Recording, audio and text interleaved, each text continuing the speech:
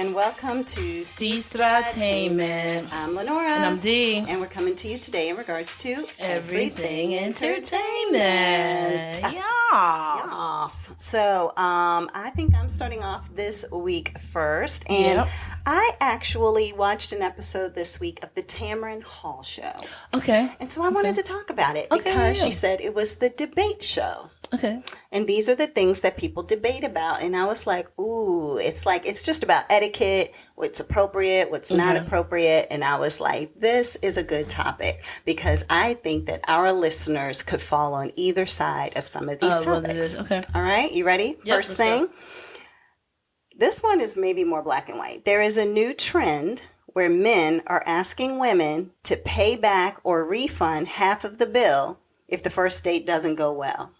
I respect that. What? I respect that. I just assumed everybody would be on the same page. Like, that's the most ridiculous. I mean, like doesn't go well. Like how? Somebody's... Like we just don't get along. So this was just like a friendly little conversation. So you want to split the bill? Oh, wait. No, not splitting the bill. This just be like, give me my money. Splitting the bill. Never mind. I take that back. We have parted ways. I'm at home. Excuse me. Mm-hmm. Later that night, the next day, I send you a text with a Venmo amount that needs to be paid. A Venmo, whatchamacallit? Yeah, like a request of, I think we both know that this date didn't go anywhere, so therefore, can I get my $15 back? Okay. Like, that's what one girl literally said on the show, that a guy sent her a request saying he wanted $15. Then you had another lady who said $15. What date you go on this $15? That's what I'm saying. They went to McDonald's? I don't know. Maybe they just went for coffee and a croissant. Maybe I don't Starbucks know. But he just wanted it back. And he was talking about the whole date, how much money he made. So she was like, wait, you're talking the whole date about how much money you make. However, you're going to Venmo me for $15 because the date didn't go well? People who talk about how much money they make have no money. No money. Word. At all whatsoever. Okay. And because if you have money, why do you need to talk about the fact that you have money? The whole thing is like, I don't want to talk about how much money I have because somebody's going to rob me because this is where we live. True. All right. And then the other girl said that the guy requested of her $85 for their date. So he was like, I'm going to need that money back from the date. One said that the person just literally left the check on the table just like, so... I guess like basically then, so we going Dutch, right? Or something like that. Oh, so wow, I don't know. So anyway, All right. Next topic of debate. On a plane, who controls the window shade? The person sitting at the window. However, what if that window shade is in between two seats? Does the who? Where's the wind? Is it right at the back of the seat? It's towards the back. So the reason that this was a story is that there was this girl who went viral because of the fact that she wanted the window shade up, right? So let's say the window shade was towards the front of her seat a little bit. And like the corner of it was to the back of the seat in front of her, right? Just the corner. Well, a little kid's hand goes and slams it down. So she proceeds to push it back up, and the kid proceeds to slam it back down. So she said this went on for like an hour of a 8-hour flight or a 7-hour flight or something crazy like across country. The kid's probably thinking it was a game. So the kid might have thought it was a game. I don't know, but you just see this little hand go back and like sloop, and she's like sloop. They're going back and forth, right? So then finally the kid's hand goes back, and you just see her like stop it. Like, okay, I ain't playing these games with you no more, kid. Because Tamron asks too, did you say something to the parents? Yeah, but and the parents were already asleep. So the little kid's near the window. Just, full rain. Was the kid looking out of the window or something? Huh? Was the kid looking out? No, the kid wanted it closed. The kid kept trying to close it. She wanted the light open. So then they talked about how it was on the final season of Larry David, a whole thing about somebody opening up the shade of the plane seat or whatever. And then Larry David's like, whoa, you're blinding me. Like, close it. And they're like, I'm sitting at it. I get to do what I want to do. So, so then it was the debate of who... In that situation, who's right though? I think if I'm looking up and I see the window and you have to look behind you to see the window, it's my window. Have no control over that whatsoever. If you don't like it, turn your head. Yeah. Now Tamron had a situation where her son was playing a video game near a window and his window was open. Then you had the back corner of a window, and they were in the what's the area I'm trying to think of? As many planes as I've been on, the area of the emergency exit. Okay, yeah. So therefore, the window in front of her son was mostly in front of him, but the back corner or the corner of it was at the seat in front of him. So she was like, my son deserves to do whatever he wants to do with this window. Yes, he has 2 windows because of the fact that he's in the emergency exit. So it should be his right because 80% of the window is him. Yeah. But then other people, because everybody was holding up yes or no signs in the audience, which was kind of funny. So then other people were like, no, that's the seat closest to that window. Your son is way back here with the window in front of him. It's their window. So it was like this whole, debate. That was the reason of the debate show. Okay? Well, I mean, I feel just give the person one window. Be like, you know what, you can just have the second window. I don't even care. Just give me my and like window. she said her son was playing Nintendo anyway, so he didn't wasn't even care less. But it was the principle. She was just like, I just don't think that's right. If my son wanted that window up, would that be bad? Okay. So then the next debate was, is it okay when you're walking your dog to put your dog's poop bag in another person's trash bin? No. That was a big debate.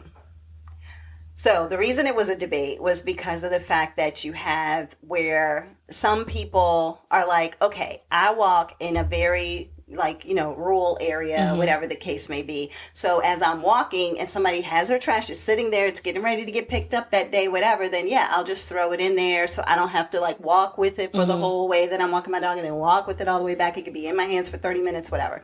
And people in New York were like, you could potentially go and put it into a public bin, just a trash receptacle or whatever. So therefore, it's not as big of a deal. So there was just this big debate. I say no, because how do you know if you put it in and then somebody goes and puts something on top of it? Somebody hasn't finished putting their stuff in. Yeah. Go and put something on top of it. Now the back is busted and there's poop everywhere inside of their trash That's can. what one of the guys had said. He said he doesn't have any pets. However, he was like, I just don't think it's right or appropriate because of the fact that now you put it on the top, let's say, thinking, it'll get picked up. But then it somehow slides to the bottom. It sticks to something at the bottom of my bin. Exactly. Now they've dumped my bin, but and that stayed. Yeah, and now it's smelling up like and it's the summertime and all of that. So they were like, just take it to your own house and just throw it away. Now, mind you, have I done it? Yes, I have.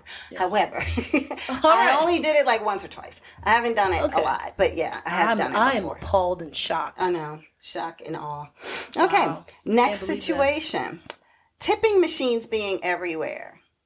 Is the service industry gone too far? Tipping machines? So for example, if you're going to get your food at pickup spot, how you used to be able to go and just run, grab something, leave a restaurant. Well, now they'll flip the thing around on you and tip.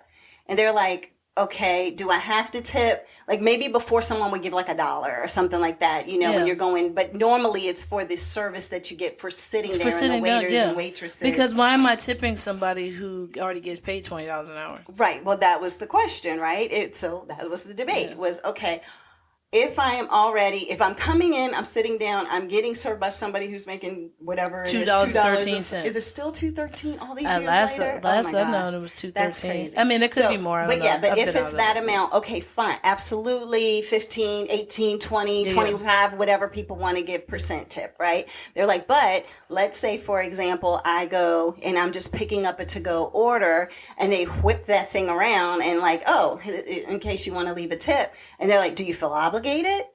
Do you leave a tip? Do you just say no tip and then you just keep on moving? Or do you just say custom tip $1 or whatever, So it was just this debate of the tipping, the guilt tipping. Basically what they were saying is that they're trying to make people feel like they have to guilt tip because they're flipping it around and staring at you so what you gonna do? And then I'll flip it back around and be like, thank you very much, and walk out. And you've worked in the service industry. But my thing is, it's only the people in the kitchen who are really paid really good. The people in the kitchen are the ones who are making the food and packaging the food. The only person the person who is actually grabbing the bag and putting the food in it and utensils, that's all that the other person is doing. Right. Is sitting it on the counter. Yeah. What am I tipping you for? Right. No, I get it. I still tip, though, because I guilt tip. I do. Oh, okay. I feel bad about it. No. Now, one girl on the show was saying she went to a place, and she said, there was a few scenarios with tipping on there. She said she went to a place, and the tipping was 29, 39, or 49%. Were the only options.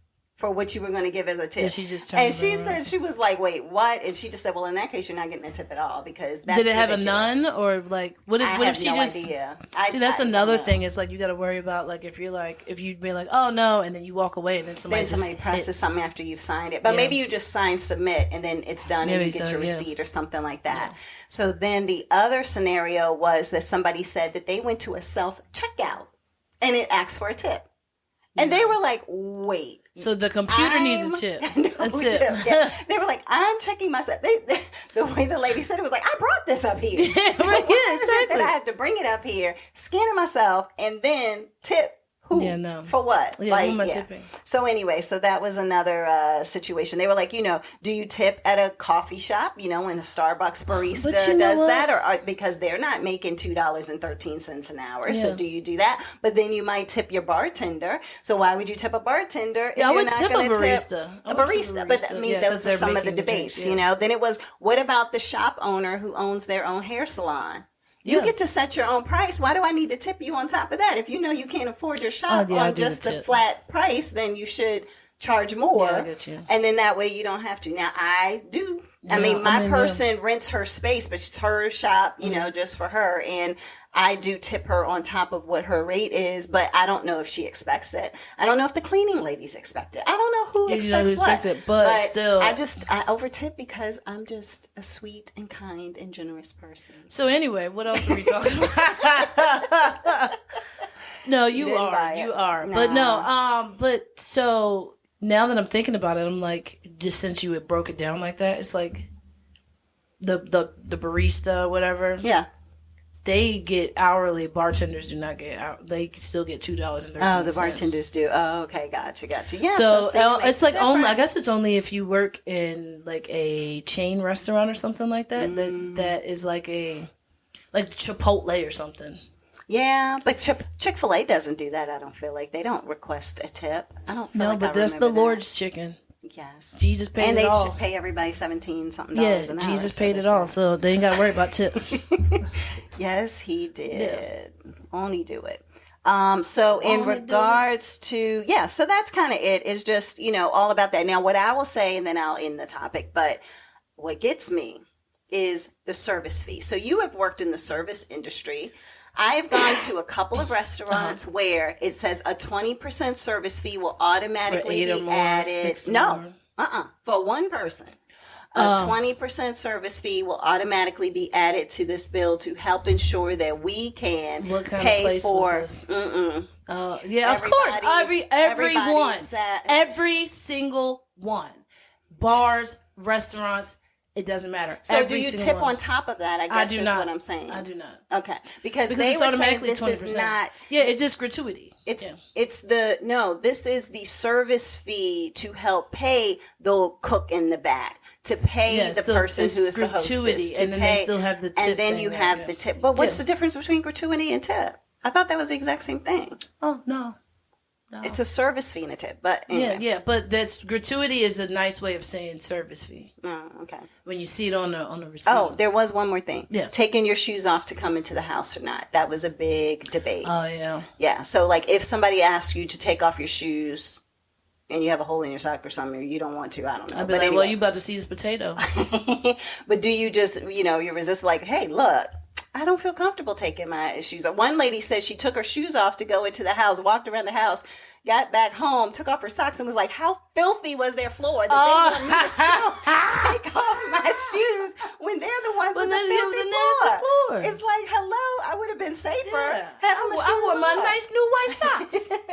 But it was that, and then it went into the story of Carrie Bradshaw on Sex and the City taking off her Manolo Blahniks to go into a house, and then when she came back to get her shoes, they were gone because somebody stole them.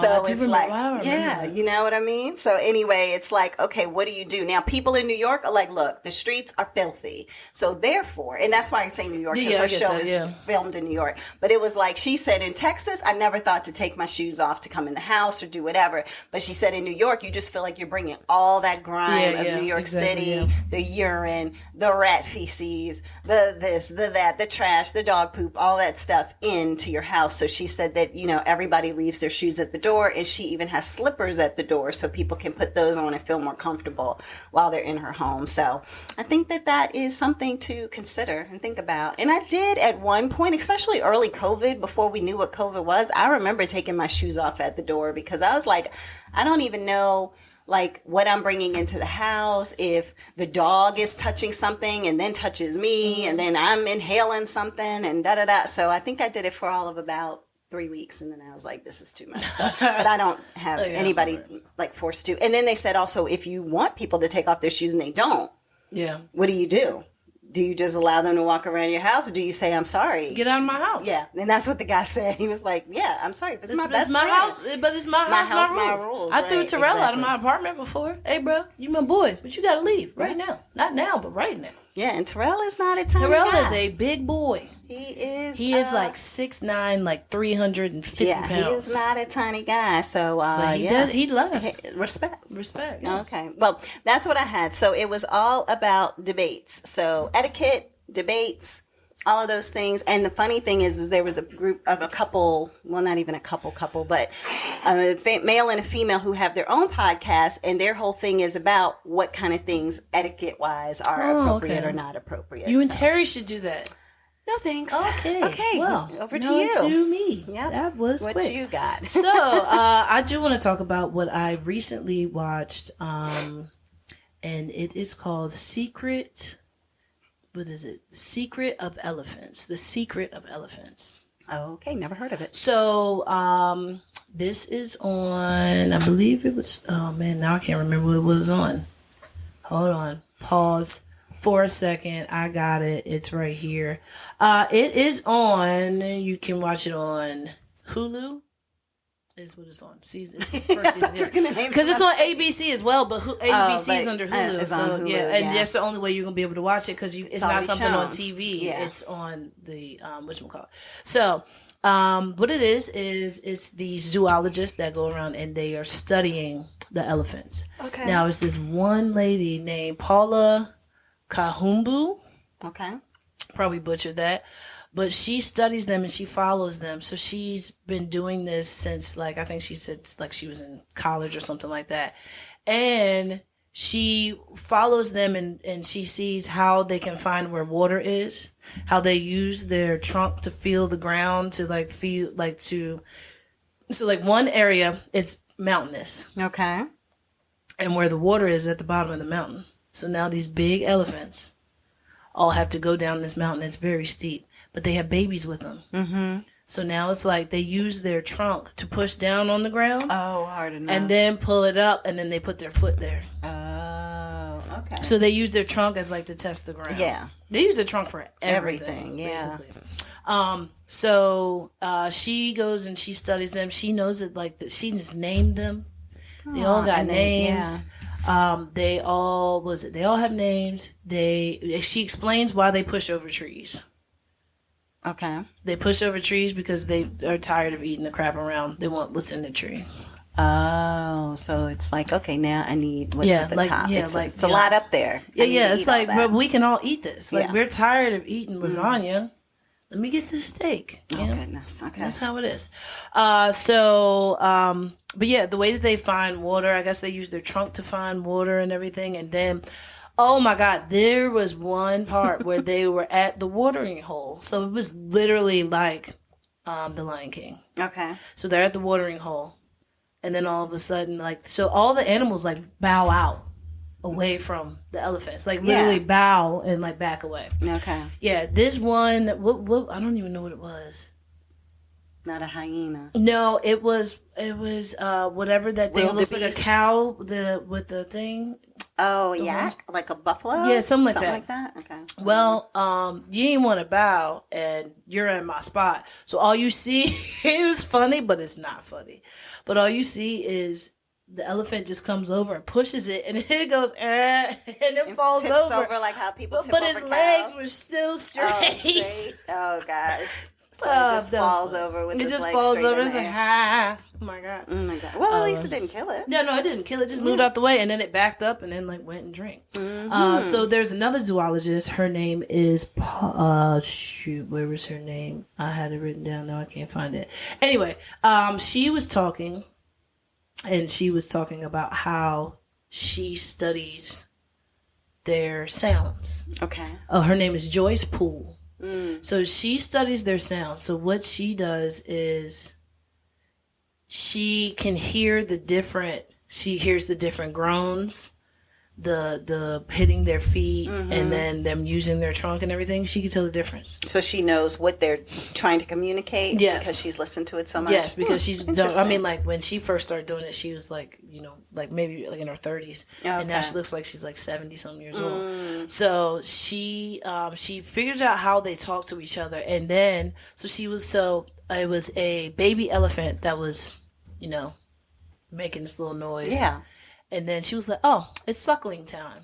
And then they turned the camera, and then you see the baby elephant start to head over, but its mother wasn't around. So it starts to head over to another elephant. This other elephant apparently was 4 years old. Oh. This other elephant that was bigger, because I guess I don't know. They get big fast. Yeah.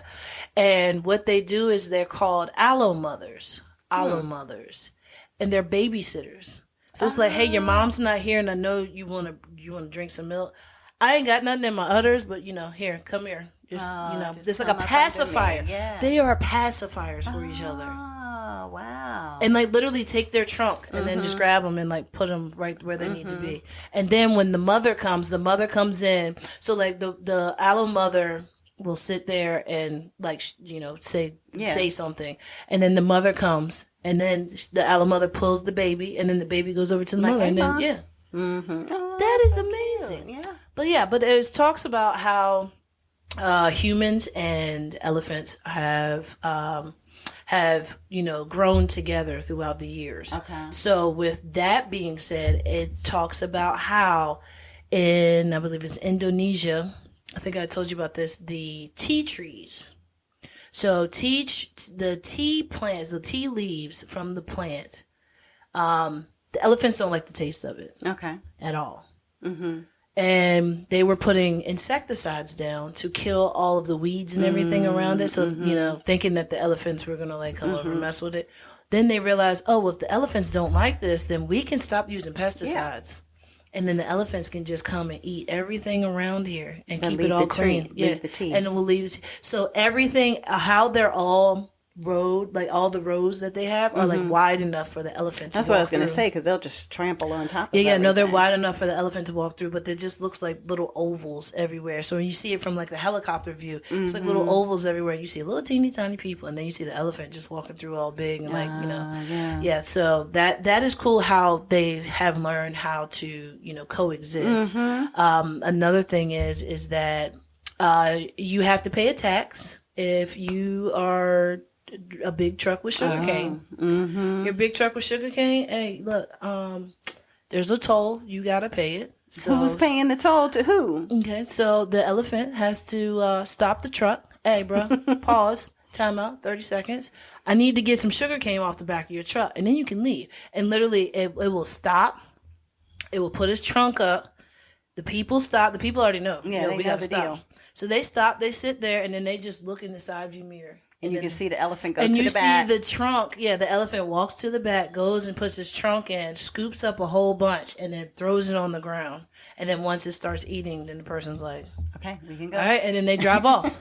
So you put enough in there to know that the elephant's going to get because you some. got to pay your tax. Yeah, you got to pay the You got to toll. pay your tax, yeah. So I think that this one is really cool. I love how it just breaks everything down. They even show giving birth on this. And I mean, giving birth as an elephant gotta hurt because as the baby.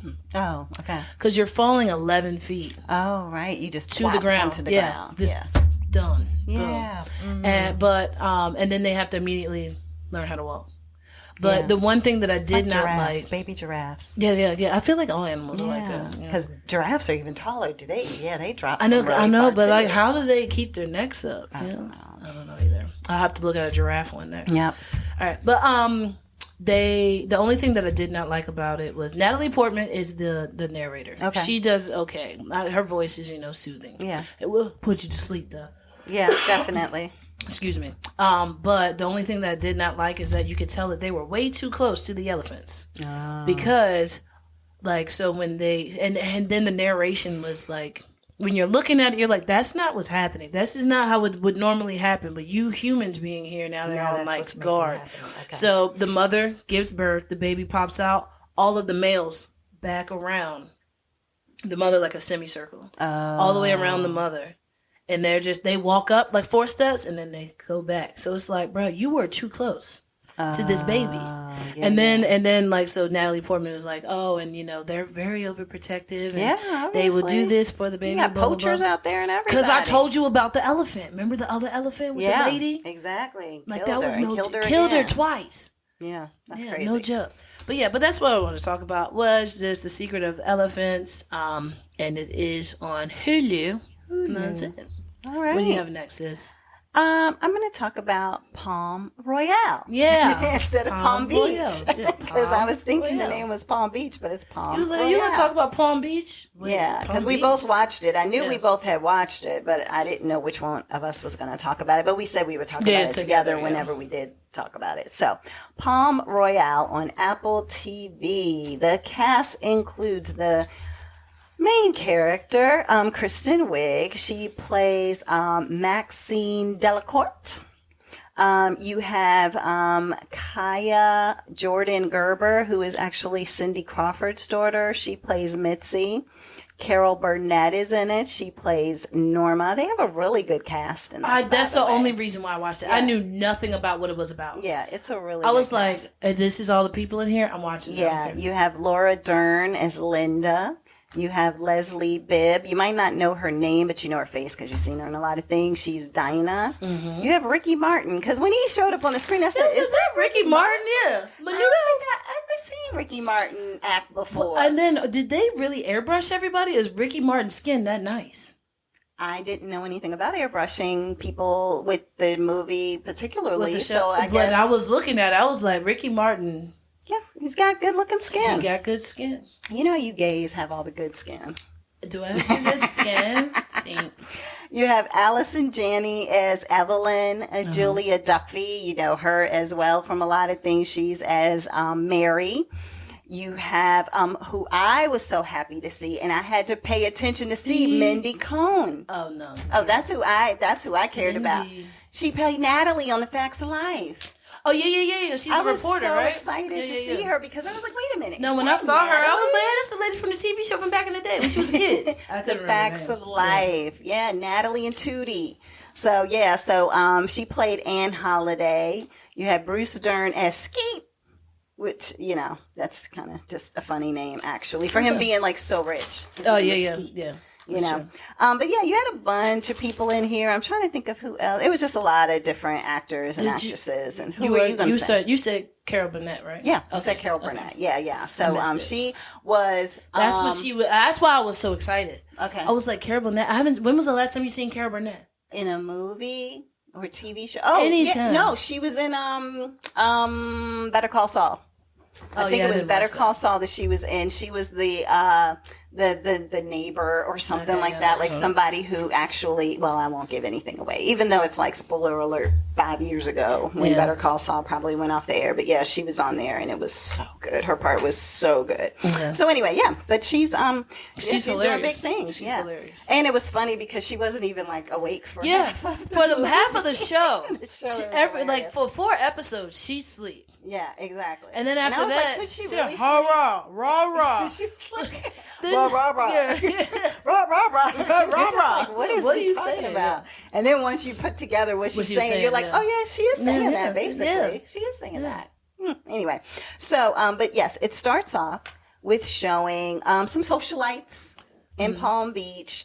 and they are at this place called the Palm Royale, basically. And you have like one lady, she's the volunteer socialite who, wins Volunteer of the Year every, year. Then you have another one whose husband is the ambassador to Luxembourg. Yeah. And so, shows her as her, high society life. You have one that's a drug pin's wife. So he's in prison. So she's out living her best life.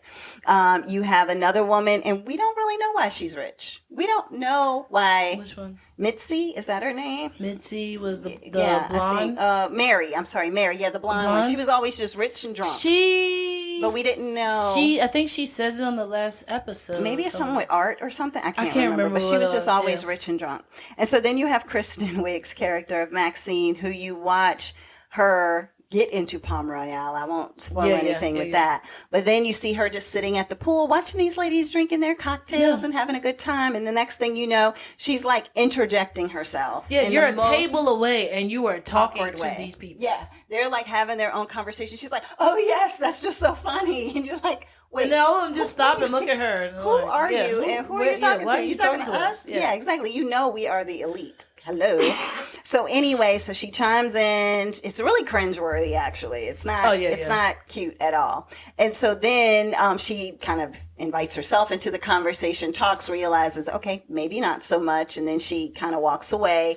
And over time, she tries to figure out how to get herself entrenched in in ladies, right? Yes. But before that, Ricky Martin in security comes up and is basically like, chick, come with us, you know? And they're like, okay. They're like, we're trying not to make a scene, but come with us. No. Like, they gave her a piece of paper. Yeah, they gave her a piece of paper. It was on really a platter. Nice. Yeah, it was like the nicest way to get kicked out of a 5-star resort. Well, I feel like that's how they do. Possible. I feel like that's probably how they do it anyway. But of course, the ladies could tell she was getting kicked out, But she was like, oh, yeah, like, here's your note. Like, read this. Come follow us. And then, you're out. Mm-hmm. But it was weird the way they did it because they talked to her first and she was thinking, oh my gosh, I'm getting a membership. This is great. But why are y'all walking me through the kitchen? Oh, you're taking my picture for my membership. Right. You're going on the wall of shame. Yeah, the wall of never allow this person to come back in here again. And so basically she tries to befriend one of the ladies. It's an incident that involves a car accident. That's all I'll say. And she finds out interesting things from this lady. And as the lady is kind of divulging some things to her, just in a moment of weakness, I guess you would say. Yeah. I was trying to figure out, is she going to use this for good or for evil? You know what I mean? Like, I was just I don't know Maxine well enough at this point to know how she's going to utilize this information. But basically, she also goes to check on this woman named Norma. Yeah. Which is the Carol Burnett character. Yeah. And so you just hear her come in. She's talking to Norma.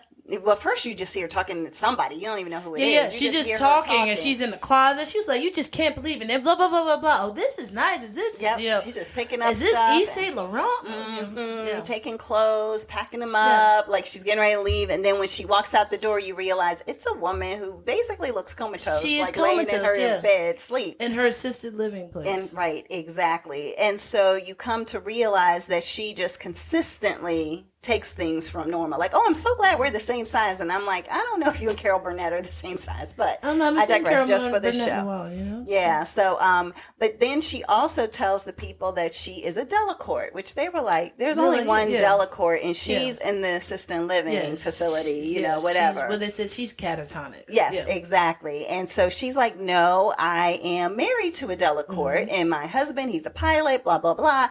The woman doesn't believe, that this is true. Because I didn't believe it. Yeah, because she's so delusional in a way. Yeah. Like, if you are part of a rich family like the Delacortes, why are you trying to break into the Palm Royale? Why don't you just already have a membership? Why aren't you already in these circles kind of thing? If you're with somebody who is so rich. And then come to find out. Yeah, she was like, my husband's a pilot, and blah, blah, blah, blah, blah. And then, what was the other lady's name? The one that Leslie Bibb.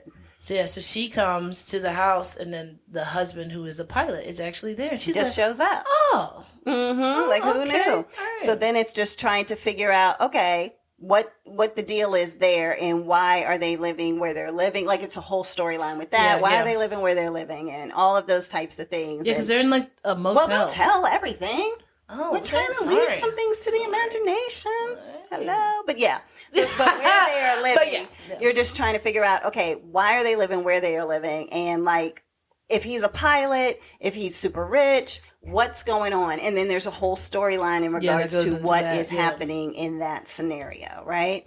But it is an interesting look at basically classism at its finest, you know, when you think about it. It's got some feminism twist too. That's where Laura Dern's character comes in, and you have, you know, all the women power, because a lot of this is in the 60s, early 70s kind of time frame. So it's a lot of, you know, hippie looking people, but at the same time, women who are dressing like they are housewives and their nice little poodle skirt looking stuff and everything. It's like a little mix of everything. Yeah, it's back and forth. Yeah. So there's sexism. There's it reminds me of Maisie. Oh yeah. So you have classism, feminism, sexism. You have they talk about pageantry, like being in the pageants. You have homosexuality, you have astronauts, you have Nixon. You have a lot going on this show for sure. And it is one of those things that gives you insight into what social life is, and you might look at it and say, oh, it's beautiful and it's wonderful and that would be a great life to live, but then you see nobody has any friends, the other side of it, and do you even have real friends? Like everybody, you want to be like, oh, can I tell you about my problems? Yes, please tell me. And they're like, pss, pss, pss. Yeah, exactly. Yeah, it's nobody's your friend. Yeah, you don't know who, but you want everybody to pretend like to be your friend. The funny thing is that I felt like her biggest friend on this show, when you think about Maxine, was probably the article writer. Yeah. Like Anne. That's what I was Anne thinking too. was like, you know, like, don't pay attention to those ladies. Like, you know, whatever. Like, you know, it was just, as she I want to tried know if to there's a infiltrate storyline about Anne and them. Maybe, because they didn't really want to be we're not on the around last her. episode yet, right? I thought so. Really? I felt like I don't know. I didn't watch the very last one. Yeah, I think I finished it. So yeah, but yeah, it was an interesting twist on a lot of things. But I feel like of all the people who could like almost tell your whole story, your secrets, your everything, is somebody who, you know, is like, well, I'm just trying to get to the bottom of things. I'm just trying to get a good understanding of things. Yeah, it's very so anyway, true. but I actually enjoyed it. It's a series. I think it's like 10 episodes. Okay. Eight maybe. Eight. I think it might be 8 because I don't think I watched the last one. And I thought it was great casting. Of course, you can't go wrong with Carol Burnett in the mix. Oh, it is 10. It is 10? Okay. And I would recommend it if you're interested in seeing something that, well, I don't know. I just recommended it. Yeah. A new one came out today. Oh, well, then I haven't finished it. Yeah. Well, yeah, because it's only on episode 7. Oh, why did I? That's the bagpipes. Well, whatever I had seen, it made it feel like it was the end of something. Like because it was the funeral. Do I remember a funeral? Oh, we'll talk about it later. Okay, we'll talk about it later. I was like, whose funeral? Yeah. I don't remember a funeral. Okay.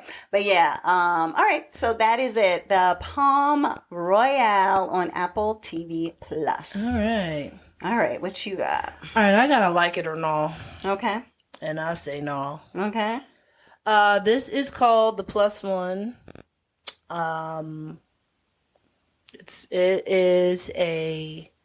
It is a B-list movie starring Ashanti. Oh, yeah. I heard about this one. Why not? Why not? Of course.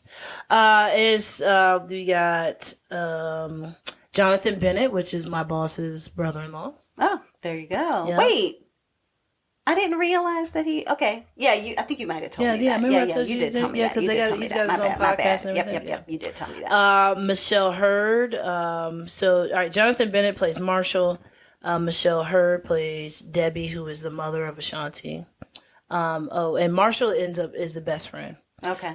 You have Jonathan Stockard, who plays Eric. I don't even remember Eric. Eric was just like a friend that was there that didn't really have any speaking roles. Okay. But, Cassandra Skirbo plays Marie James. She is the whole reason that is called The Plus One. Yeah, a mess. Yeah. You got Cedric the Entertainer, who is Ashanti's father. Ashanti's name is Lizzie Anders. And then you have some of her friends, and her best friend is Julissa Bermudez. I didn't know that was her name. She plays Anna. So It is a to be special. That's what it feels like. Special. You can watch it on Stars. Okay. So basically it is Ashanti and her fiance. They are getting married in some swanky place, and they go, and the best friend is like down and out. Why is he down and out? His girlfriend broke up with him. Aww. Like they're broken up, so he's down and out. He's not answering any phone calls or anything. Mm-hmm. But he knows he has to go to this wedding. Okay. And on the invitation it says +1, anyone except for Marie James. So anybody, you can bring anybody but Marie James, and somebody brings Marie James. He brings Marie James. Oh, jeez. But it gets better. I'm gonna tell you the whole story because it doesn't even matter. It's. Well, I gotta say, I ended up watching a clip of Marie James seeing Ashanti for the first time. I was like, oh my God, you're getting married, blah, blah, blah. And Ashanti is ticked off because of the fact that she took the room. Yeah. She took the bridal suite. Yeah. And it's like, how you gonna be? Need that. Yeah, and then she's going around telling everybody that that her and the dude and Marshall are part of the Mayweather, whatchamacallit, the Mayweather team. Floyd Mayweather? Yes. Oh, okay. Because is he in the movie? No, not at all. But it's just because of I can't remember exactly what they do, but they're like bigwigs for something. They're like managers or something like that. But she uses that to go ahead and get the bridal suite, and then tells the dude Juancito that you can be on the money team, blah blah blah blah blah. You know, you're doing a great job, just so they can be like so they get he can wait perks on her hand and foot. Marshall knows nothing about this. Marshall is a punk because Marshall was like, so we got the honeymoon suite. Instead of you being like, get out, we're not staying in the honeymoon. The bridal suite because she's the bride. Right. He's like, oh, okay, well, we're just gonna go ahead and go. You're not my friend anymore. You're fired. Mm-hmm. You're fired. Just give me the rings. I'll give them to somebody else. That's it. She put on the wedding dress. What? They had a photo shoot. So Jaleesa is a model. She was like, girl, you should, we want to do like a fashion shoot on the beach. This guy who is a photographer for this company wants to do a photo shoot. And because it's your wedding, blah, blah, blah, blah, blah. So she is wearing like a $20,000 Vera Wang. Okay. Then the girl comes out. She's like, oh my God, we're doing the photo shoot. She has on Ashanti's dress. And Ashanti's like, that's my dress. And she was like, all right, hold on. Let me get a good picture. And the girl is on all fours in the sand, right by the water. In her wedding dress. So this is why I say it's a garbage movie. Yeah, because that would never happen. It would never happen. When Marie James got to the hotel, she would have immediately been ejected. Mm-hmm. Why are you here? You were not invited. Well, there might have been blood on the wedding dress before she even got back to the hotel. No. I mean, like when she showed up. Oh, you mean the first time? The first time saw her. Okay, yeah. I got you. Why are you here? You can leave, and Marshall, you can leave with her. Y'all just came here for no reason. Mm-hmm. Yeah, but it kept being stuff that the girl was doing over and over and over and over and over again. That was just the worst. The absolute worst. It was like she had good intentions. Who had good intentions? Some of the stuff she did have good intentions. But so she wasn't a horrible, because everything she's a horrible person. Oh, okay. No, she's a horrible person, but you could tell that she's thinking like, oh well, like this is such and such, so I should do this for them, and they're gonna love it. Being a selfish person, thinking about other people, you don't know how to do that. When you're a narcissist and you think you don't know, you don't know how to do that. Sweet and loving. So that was, I was just like, there's no way possible that this would actually be a movie, especially with a mostly black cast. There's no way that somebody's going to be like, yeah, you can just go ahead and be in my wedding dress. Yeah, what? No, she would have been jumped. Absolutely, that's what I'm saying. But yeah, so she ruins everything, and she ruins everything. She takes the suite. Why they let her stay, I don't know. There's a lot of love interest in this, The ending is cute, but it's not realistic, and it is garbage. So do not watch the +1 because it will be a waste of your time. You can put it on while you're cleaning. Okay. I think that everybody pretty much has the same thought process of that one. Put it on while you're cleaning. Put it on. Worth it. If you want to go to sleep and you want sound, turn your TV on to this. Okay. That's all. You don't have to watch it. Okay. Not at all. Watch it or nah. And like it's it or like watch it or nah, but no. Okay. Yeah. So that's what I have. +1. 1 stars. What do you have? Ma'am. Okay. I have, as I always do, I feel like I talk about this on every new season. My 90-day something. I knew it. Fiancé, happily ever after. So these are supposedly the people. Wait, first of all, how many 90 days is there? Oh my gosh. So you have 90-day fiancé. Oh, God. You have 90-day happily ever after. Mm-hmm. You have before the 90 days. Those are the main ones. So thank you for asking. Let me give you a little backstory. Okay. So before the 90 days is I went on a vacation to Jamaica or the Dominican Republic or wherever, and I fell in love. Mm-hmm. And this is the love of my life. Yes, I've only known them for 7 days, but I want them to move to America with me. So therefore, I am going to go. Oh, and we have 90-day the other way.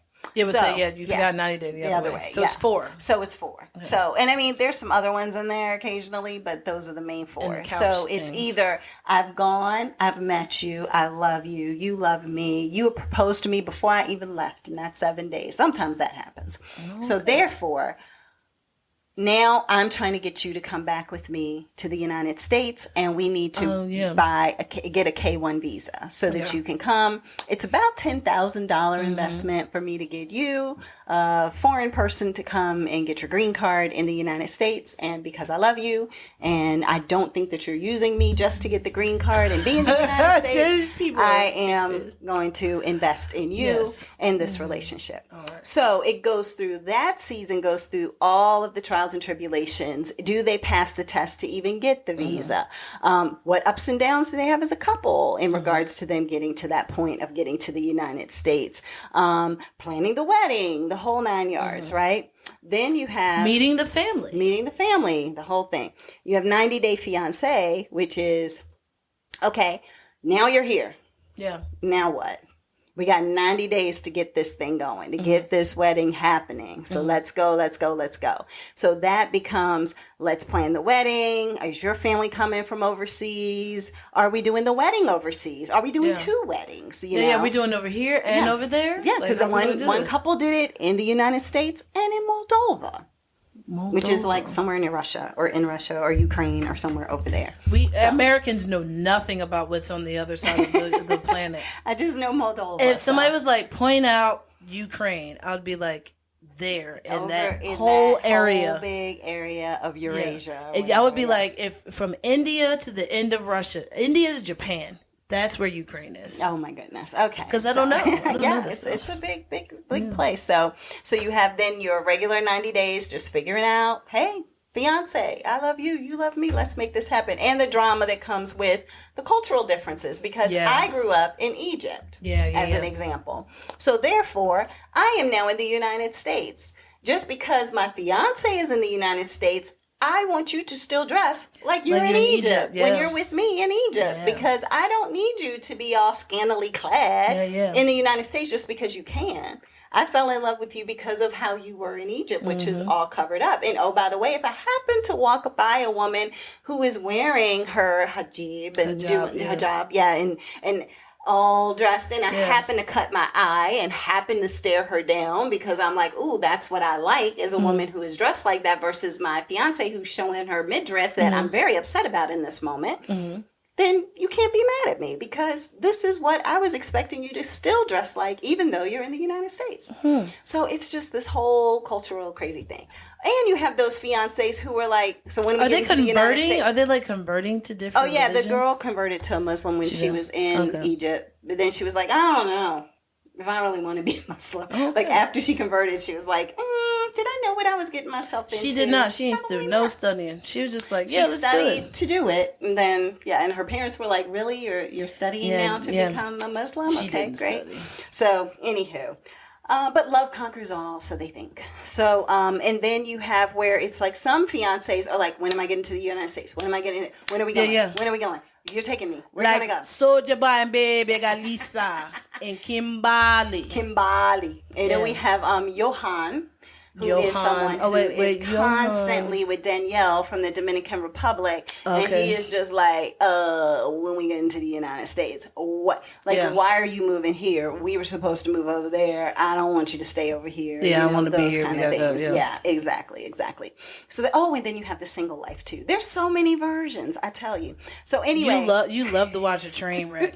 I swear. I don't want to live a train wreck. You want to live a train wreck, but you will watch it. I can watch one in a heartbeat when it comes to these 90-day shows, because you can see it coming from a mile away. Yeah, and then they just Love is Blind. Anyway. Yeah, so then you have Lust is Blind. I don't know. I don't know which one it is. It's probably more lust than anything. Yeah. So you have all of these different versions, right? Then you have after they get married, which is what I was talking about here, happily ever after. Okay. So now you are married. Now what? Is it going to work out? Yeah. Is it not going to work out? Is the person truly only wanting a green card? All of those things. Would you say it's happily ever after? Yeah. So is that one going to be both The Other Way and 90 Day Fiancé? Is it going to be both couples on that? Like both? This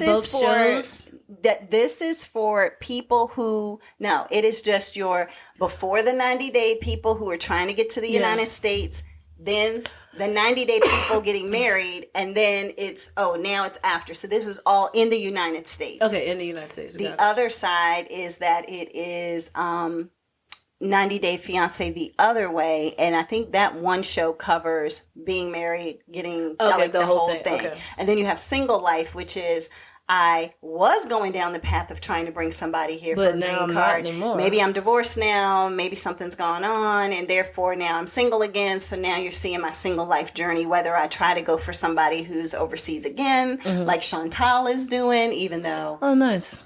That was a train wreck with her and her husband.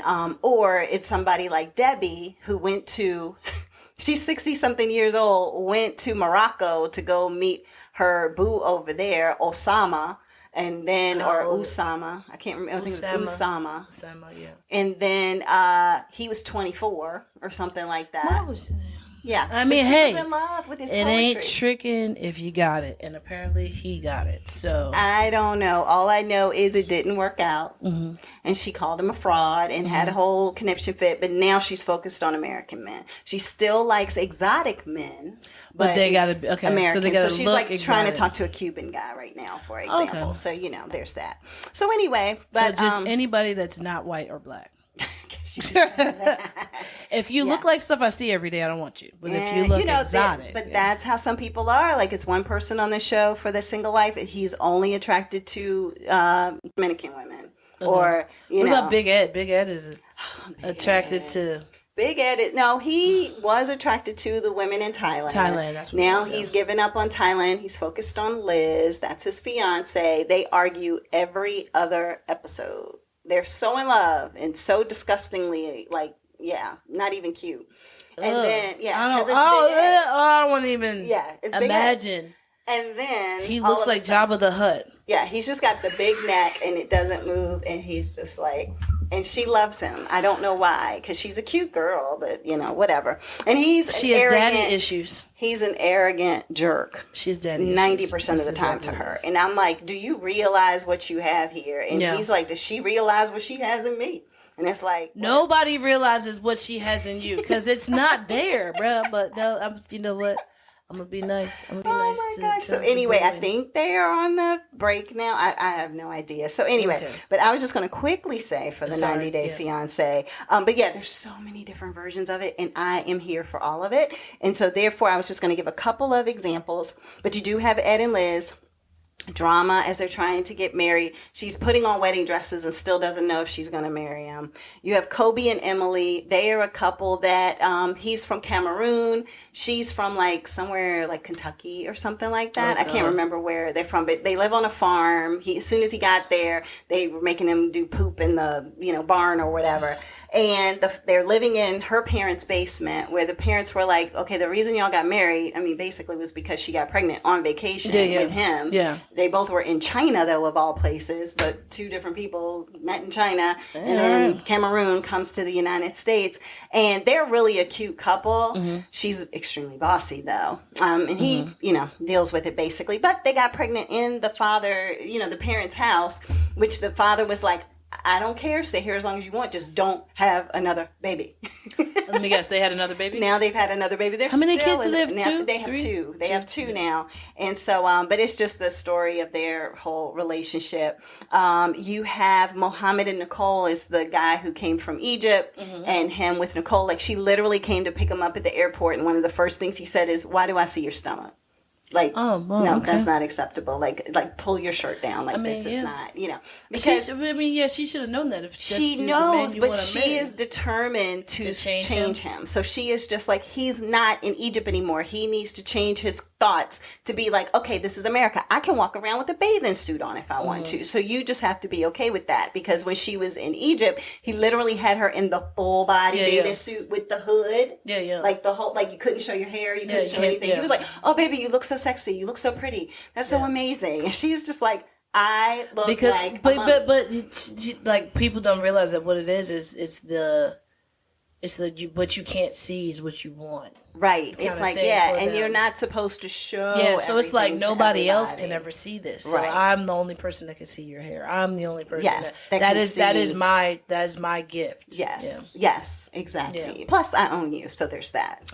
Yeah, you're my possession. Yeah, so, I mean, that's kind of what it breaks down to a degree. Then you have Jasmine and Gino. Jasmine and Gino have been on, I feel like, every single version of this show other than The Single Life, because it was like before the 90 days, during the 90 days, happily ever after. They went the other way? So now she moved to the United States, which was what everybody knew she was only with Gino for that, because Gino is a little odd bird. I gotta be honest. Gino is a little quirky. Is that the guy who always wears a hat? Always wears a hat. Gotcha. Okay. If he's in the shower, he's probably wearing a hat. He does not like the fact that he's going bald, and so therefore he puts the hat on Atlanta, because you can still see a little hair peeking out from the back, but if he takes it off, it's literally nothing in the front. And everybody's like, just shave your head. Yeah, shave. Why would you leave? Why would you?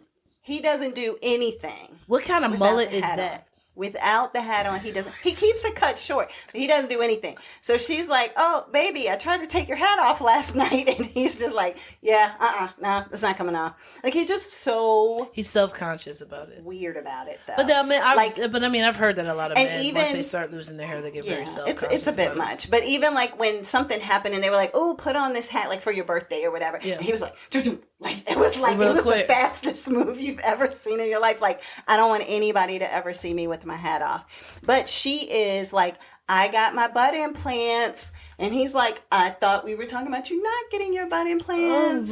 Yeah, and she was like, yeah, well, my ex Dane helped to pay for them. So sorry, but I'm just letting you know that I got them, and I know you're going to be mad at me. And if he even hinted to an ex-wife and a piece of art that was still at his house that he needed to get to her, she would scream at the top of her lungs like, what are you doing? You don't love me. She doesn't want him. I just don't understand. And she literally has a psychological episode. Yeah, she doesn't want screams, yells, throws things, the whole 9 yards. Controlling. She's a narcissist. But she can connect with her ex.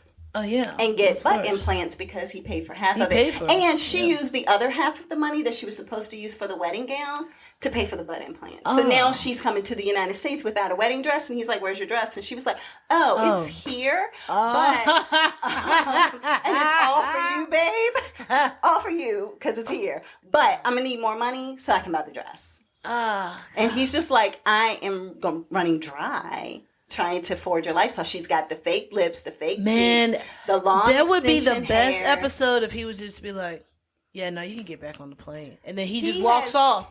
And then the producers are running behind him. He has gone off on her before. And she, acts like it's not that big of a deal. But then she immediately starts apologizing. And I love you. And because she realized she's about to go back to wherever she's from. Yeah, she knows that her money train is getting ready to end. And so now the last episode, I saw she was extremely upset at him because of the fact that her children, who I've never seen, I didn't even know she had them, but her children, she wants them to come to the United United States with her. And her mother. And her mother. I knew it was going to be a mother. Yeah, you know why? Because who's going to watch the kids? But it was mainly her children she's trying to get. And so based on that, he didn't file a particular form or something to that effect. And he was like, she's trying to blame me, but both of us were looking at this whole process. So it's not all me, but I'll take the brunt of it or whatever. And so now she's screaming and yelling at him because of the fact that... Jeez Louise. Yeah. They can't get her children here. So anyway, so that is 90 Day Fiancé. I didn't even get to talk about Rob and Sophie, but let's just say he lives in a roach-infested apartment that doesn't have a bathroom, that you have to walk across a corridor outside to another space to go shower and do stuff. And she is rich from London and is like, babe, you should have moved to London because because we ain't doing this. In California, and me thinking that this is it. Oh, they're in California? Yeah, because he's like, I can't afford anything. Like, I didn't grow up with a silver spoon in my mouth. I just love you and I want you to be here with me, but you're acting like it has to be about the money. And she was like, no, I'm just acting like it has to be not about the roaches. Like, you know what I'm saying? So therefore it was that. But now they've moved to Texas and hopefully life will be better. So, but yeah, so everybody. Yeah. It has been a journey that we have gone on today. So all the 90 days. More than 90 days. So thank you for listening to Sestra-Tainment. Hopefully everybody has an amazing week coming up. Take care. Bye. Bye.